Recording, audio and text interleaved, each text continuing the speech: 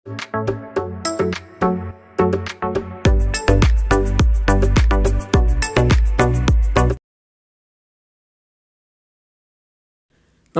ഏവർക്കും study Nifty മലയാളത്തിൻ്റെ daily market ന്യൂസിലേക്ക് സ്വാഗതം. ഇന്ന് ജനുവരി 9 വെള്ളിയാഴ്ചയാണ്. ആദ്യം ഇന്നലത്തെ വിപണിയിൽ നിന്ന് ആരംഭിക്കാം. ഇടിവിൻ്റെ കഥകൾ തന്നെയാണ്. നിഫ്റ്റിയും സെൻസെക്സും തുടർച്ചയായിട്ടുള്ള 4ാമത്തെ ദിവസവും ഇടിഞ്ഞു. 1600 പോയിൻറ്റ്സാണ് സെൻസെക്സ് ഈ 4 ദിവസം കൊണ്ട് ഇടിഞ്ഞത്. US ഇന്ത്യക്ക് മേൽ 500% താരിഫ് ഏർപ്പെടുത്തും എന്നുള്ള ഭയം തന്നെയാണ് ഇന്നലെ മാർക്കറ്റ് ഇത്രയധികം ഇടിയാൻ കാരണമായത്.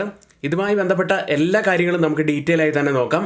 അത് നമ്മുടെ വീഡിയോ ആരെങ്കിലും ലൈക്ക് ചെയ്യാൻ മറന്നു പോയിട്ടുണ്ടെങ്കിൽ ദയവ് ചെയ്ത് വീഡിയോ ഒന്ന് ലൈക്ക് ചെയ്യുക. ചാനൽ സബ്സ്ക്രൈബ് ചെയ്യാത്തവർ ഇപ്പോൾ തന്നെ ചാനൽ ഒന്ന് സബ്സ്ക്രൈബ് ചെയ്യുക. ഇനി ഇന്നത്തെ ഹൈലൈറ്റ് ആയിട്ടുള്ള ചില വാർത്തകളിലേക്ക് വരാം. ആദ്യം നിഫ്റ്റി ഇന്നലെ ഇടിഞ്ഞത് ഏകദേശം 1%. അതിൻ്റെ കാരണത്തിലേക്ക് വന്നാൽ റഷ്യയിൽ നിന്നും എണ്ണ വാങ്ങുന്ന രാജ്യങ്ങൾക്ക് 500% വരെ താരിഫ് ചുമത്തുമെന്ന പുതിയ ബില്ലിനെ ട്രംപ് പിന്തുണയ്ക്കുന്നതാണ് ഇതിന് കാരണമായത്. ഇന്ത്യ, ചൈന, ബ്രസീൽ എന്നിവയാണ് പ്രധാനമായിട്ടും ഈ ബില്ല് ലക്ഷ്യമിടുന്നത്. അടുത്ത ആഴ്ച US കോൺഗ്രസിൽ ബില്ല് വോട്ട് ചെയ്യപ്പെട്ടേക്കാം. US കോടതിയിൽ നിലവിലെ താരിഫുകൾ തടഞ്ഞാലും താരിഫ് ചുമത്താൻ ട്രംപിന് വിപുലമായിട്ടുള്ള അധികാരങ്ങൾ നൽകുന്നുമുണ്ട്. ട്രംപിൻ്റെ നിലവിലുള്ള പരസ്പര താരിഫുകളുടെ നിയമസാധുതയെക്കുറിച്ചുള്ള US സുപ്രീം കോടതിയുടെ വിധി ഇന്നാണ് വരുന്നത്. അതിന് തൊട്ടു മുന്നേ ആയിട്ടാണ് ഇപ്പോൾ 500% താരിഫ് ഏർപ്പെടുത്താനുള്ള ഒരു ബില്ല് US പാസ്സാക്കാൻ ഉദ്ദേശിക്കുന്നത്. ഇന്ത്യക്ക് വലിയ ഒരു അപകട സാധ്യതയാണ് ഇത്തരത്തിൽ 500% താരിഫ് ചുമത്തുകയാണെങ്കിൽ വരിക. പ്രത്യേകിച്ച് കയറ്റുമതി അത് വലിയ രീതിയിൽ തന്നെ ബാധിക്കപ്പെടും. കൂടാതെ അതിലും കൂടുതൽ ഒരു ബാധിക്കപ്പെടാൻ സാധ്യതയുള്ളത് വിദേശ നാണ്യം തന്നെയാണ്. റുപ്പിയൊക്കെ എക്കാലത്തെയും ഉയർന്ന നിലയിലായിട്ടാണ് ട്രേഡ് ചെയ്തിരുന്നത്. ഇനി തൊഴിലുകളെ സംബന്ധിച്ചും ആശങ്കപ്പെടുത്തുന്ന കാര്യം തന്നെയാണ് ഇപ്പോൾ പുറത്തു വന്നുകൊണ്ടിരിക്കുന്നത്. കുറച്ച് ദിവസങ്ങൾ കൊണ്ട് തന്നെ ഏകദേശം ഈ ബില്ലിനെ കുറിച്ചുള്ള കൂടുതലായിട്ടുള്ള കാര്യങ്ങൾ നമുക്ക് അറിയാൻ കഴിയും. ഇനി മറ്റൊരു വാർത്തയുള്ളത്, ഇന്ത്യയിലെ കമ്പനികളുടെ 2026 സാമ്പത്തിക വർഷത്തിലെ 3ാം പാദത്തിലെ വരുമാന ഫലങ്ങളുടെ ഒരു സാധ്യതയെക്കുറിച്ചാണ് പറയുന്നത്. മെച്ചപ്പെട്ട ഒരു പ്രകടനം കാഴ്ചവെക്കാൻ സാധ്യതയുള്ള സെക്ടറുകളായി പറയുന്നത് ഓട്ടോമൊബൈൽസ്, ലോഹങ്ങൾ, എണ്ണ ശുദ്ധീകരണശാലകൾ, സിമൻറ്റ്, മൂലധന വസ്തുക്കൾ തുടങ്ങിയവയൊക്കെ ആയിരിക്കാം. എന്നാൽ IT സേവനങ്ങൾ, ബാങ്കുകൾ, പവർ യൂട്ടിലിറ്റികൾ, ഫാർമ, FMCG എന്നീ മേഖലകൾ പ്രതീക്ഷിക്കുന്ന ഒരു ബലഹീനതയും കാണും എന്ന് തന്നെയാണ് ഈ റിപ്പോർട്ട് പറയുന്നത്. ഇനി Q3യിൽ ഇയർ ഓൺ ഇയറിൽ നിഫ്റ്റി 50യിൽ ഏകദേശം 1.7% ലാഭ വളർച്ച മാത്രമായിരിക്കും ഉണ്ടായിരിക്കുക എന്നും ഈ റിപ്പോർട്ട് പറയുന്നു. അത്തരത്തിലാണെങ്കിൽ കോവിഡിന് ശേഷമുള്ള ഏറ്റവും താഴ്ന്ന ഒരു വളർച്ച കൂടിയായിരിക്കും ഇത്.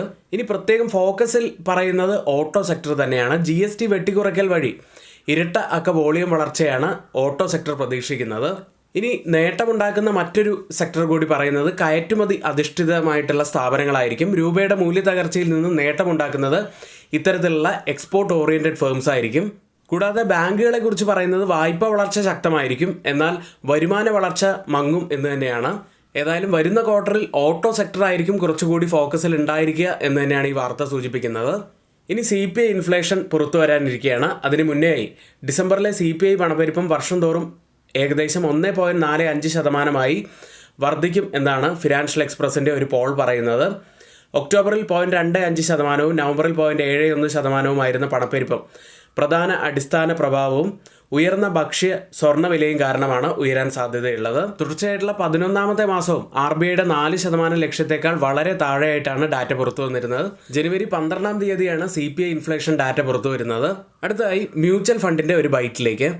മ്യൂച്വൽ ഫണ്ടുകളിൽ ഇൻവെസ്റ്റ് ചെയ്യാൻ താല്പര്യമുണ്ടോ? ചിട്ടികളിലോ ബാങ്ക് നിക്ഷേപങ്ങളിലോ പണം ഇടുന്നതിനേക്കാൾ മികച്ച ഒരു ഇൻവെസ്റ്റ്മെൻറ്റ് ഓപ്ഷനാണ് മ്യൂച്വൽ ഫണ്ടുകൾ നിങ്ങൾക്ക് നൽകുന്നത്. ദീർഘകാല സമ്പത്ത് സൃഷ്ടിക്കാൻ മ്യൂച്വൽ ഫണ്ടുകൾ മികച്ച ഒരു മാർഗ്ഗമാണ്. അത് SIP വഴിയും മ്യൂച്വൽ ഫണ്ടിൽ ഇൻവെസ്റ്റ്മെൻറ്റായും ഒക്കെ ചെയ്യാവുന്നതാണ്. മ്യൂച്വൽ ഫണ്ട് നിക്ഷേപം ആരംഭിക്കാൻ NISM സർട്ടിഫൈഡ് ARN ലൈസൻസ് ഉള്ളതുമായ ഒരു മ്യൂച്വൽ ഫണ്ട് ഡിസ്ട്രിബ്യൂട്ടറുടെ സഹായം ഇനി നിങ്ങൾക്ക് ലഭ്യമാണ്. കൂടുതൽ വിവരങ്ങൾക്കും നിക്ഷേപം ആരംഭിക്കാനും സ്ക്രീനിൽ കൊടുത്തിരിക്കുന്ന വാട്സപ്പ് നമ്പറിൽ ഒന്ന് ബന്ധപ്പെടുക. ഇനി ഗ്ലോബൽ മാർക്കറ്റുകളിലേക്ക്. ആദ്യം US മാർക്കറ്റുകൾ. വ്യാഴാഴ്ച വാൾസ്ട്രീറ്റ് സമ്മിശ്രമായാണ് ക്ലോസ് ചെയ്യുന്നത്. എൻവിദയും മറ്റ് സാങ്കേതിക വിദ്യയും അടങ്ങുന്ന ഓഹരികൾ ഇടിഞ്ഞു. അതേസമയം പ്രസിഡന്റ് ഡൊണാൾഡ് ട്രംപ് $1.5 ബില്യൺ സൈനിക ബഡ്ജറ്റ് വർദ്ധിപ്പിക്കണമെന്ന് ആവശ്യപ്പെട്ടതിനെ തുടർന്ന് പ്രതിരോധ ഓഹരികളാണ് ഇന്നലെ നേട്ടമുണ്ടാക്കിയത്. എൻവിദിയ 2.2% ഇടിഞ്ഞു. Broadcom 3.2%, Microsoft 1% ഇടിയുകയുണ്ടായി. അതുകൊണ്ട് തന്നെ S&P 500 ടെക്നോളജി ഇൻഡെക്സുകൾ ഏകദേശം 1.5% ഇടിഞ്ഞത്. US ലിസ്റ്റ് ചെയ്ത ഇന്ത്യൻ കമ്പനികളുടെ പ്രകടനം നോക്കാം. പോസിറ്റീവിൽ ക്ലോസ് ചെയ്തിട്ടുള്ളത് ഇന്നലെ HDFC ബാങ്ക് മാത്രമാണ് 0.57% നേട്ടത്തിൽ.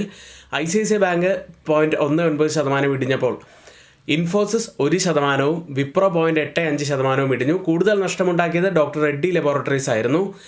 ഏകദേശം 2.5% ഇടിഞ്ഞാണ് ക്ലോസ് ചെയ്യുന്നത്. അടുത്തതായി ഏഷ്യൻ വിപണിയിലേക്ക്. ചൈനീസ് ഇൻഫ്ലേഷൻ ഡാറ്റയ്ക്ക് മുന്നോടിയായി ഏഷ്യൻ വിപണികൾ സമ്മിശ്രമായാണുള്ളത്. ആദ്യം ഗിഫ്റ്റ് നിഫ്റ്റിയിൽ നിന്ന് ആരംഭിക്കാം. 26,002 എന്ന നിലയിൽ 32 പോയിൻറ്റ്സ് ഉയർന്നാണ് ഗിഫ്റ്റ് നിഫ്റ്റി ട്രേഡ് ചെയ്യുന്നത്.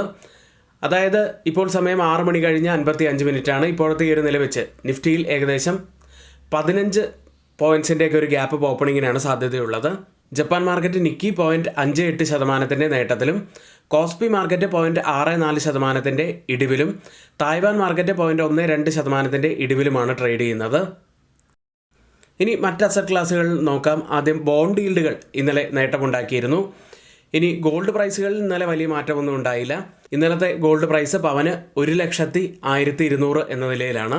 ഇനി ക്രിപ്റ്റോ കറൻസിയിലേക്ക് വന്നാൽ ബിറ്റ്കോയിൻ $91,000 ട്രേഡ് ചെയ്യുന്നത്. ഓയിൽ പ്രൈസുകളിലേക്ക്, വെനിസ്വേലയിലെ ഇപ്പോഴത്തെ പ്രശ്നങ്ങളും റഷ്യ, ഇറാഖ്, ഇറാൻ എന്നിവിടങ്ങളിൽ നിന്നുള്ള വിതരണത്തെക്കുറിച്ചുള്ള ആശങ്കകളും കാരണം എണ്ണവില ഇന്നലെ ഏകദേശം 3% ഉയർന്നാണ് ക്ലോസ് ചെയ്യുന്നത്. ഗ്ലോബൽ മാർക്കറ്റുകളുടെ ഇപ്പോഴത്തെ ഒരു സിറ്റുവേഷനാണ് നമ്മളിവിടെ ഒന്ന് അനലൈസ് ചെയ്തത്.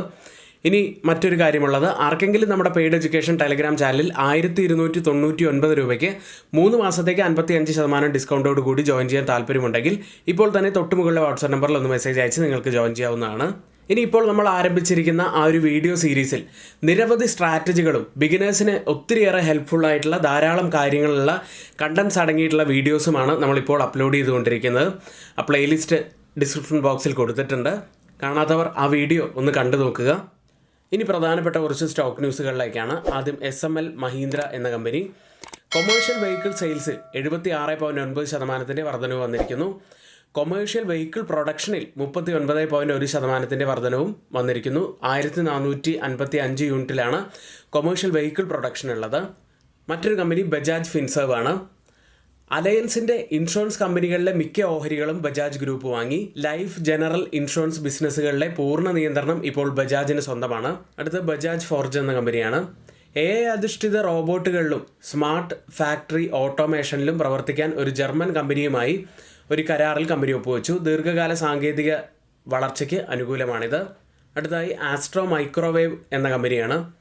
ആസ്ട്രോ മൈക്രോവേവ് ഉൽപ്പന്നങ്ങൾ MiG-29 LCA വിമാനങ്ങളിലെ ആശയവിനിമയ സംവിധാനങ്ങൾക്കായി ഇന്ത്യൻ വ്യോമസേനയിൽ നിന്ന് 275 കോടി രൂപയുടെ ഓർഡർ അവരുടെ സംയുക്ത സംരംഭത്തിന് ലഭിച്ചിരിക്കുന്നു.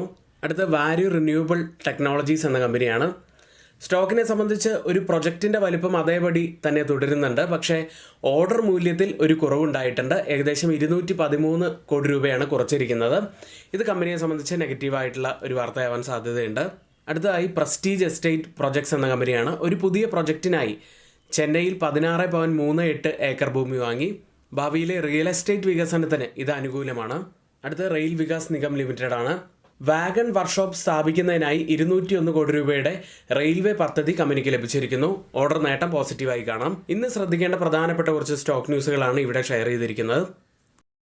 അടുത്തതായി FID ആക്ടിവിറ്റിയിലേക്കാണ്. ഇന്നലെ വലിയ സെല്ലിംഗ് തന്നെയായിരുന്നു FISൻ്റെ ഭാഗത്തു നിന്നുണ്ടായത്. 3,367 കോടി രൂപയ്ക്ക് സെല്ല് ചെയ്തു. DIs ആവട്ടെ 3,701 കോടി രൂപയ്ക്കാണ് ഇന്നലെ ബൈ ചെയ്തത്. ഇന്ന് നമ്മൾ നിഫ്റ്റിയിലും ബാങ്ക് നിഫ്റ്റിയിലും ശ്രദ്ധിക്കേണ്ട പ്രധാനപ്പെട്ട കുറച്ച് കാര്യങ്ങളിലേക്ക്. നിഫ്റ്റി ക്ലോസ് ചെയ്യുന്നത് 25,877-ൽ 264 പോയിൻറ്റ്സ് ഇടിഞ്ഞാണ്. ഡൗൺ സൈഡിലെ ഈ ഒരു ട്രെൻഡ് ലൈൻ വളരെ പ്രധാനപ്പെട്ടതാണ് എന്ന് നമ്മൾ നേരത്തെ തന്നെ പറഞ്ഞിരുന്നതാണ്. 2025 നവംബറിലും 2025 ഡിസംബറിലും പിന്നീട് ജനുവരിയിലും ഇതേ സപ്പോർട്ട് സോണിൽ ടച്ച് ചെയ്തതിന് ശേഷം വീണ്ടും ഒരു റിവേഴ്സൽ ലഭിച്ചിരുന്നു. എന്നാൽ ഇത്തവണ അവിടെ നിന്നും ഒരു ബ്രേക്ക് ഡൗൺ ആണ് ഉണ്ടായിരിക്കുന്നത്. ഇനി നമ്മൾ ശ്രദ്ധിക്കേണ്ടത് ഡൗൺ സൈഡിലെ ഈ ഒരു സപ്പോർട്ട് സോൺ തന്നെയാണ്. ഏറെ കാലങ്ങളായിട്ടുള്ള ഈ ഒരു സപ്പോർട്ട് സോൺ ബ്രേക്ക് ചെയ്യുകയാണെങ്കിൽ പിന്നീട് വലിയ ഫോൾ നമുക്ക് നിഫ്റ്റിയിൽ പ്രതീക്ഷിക്കാവുന്നതാണ്.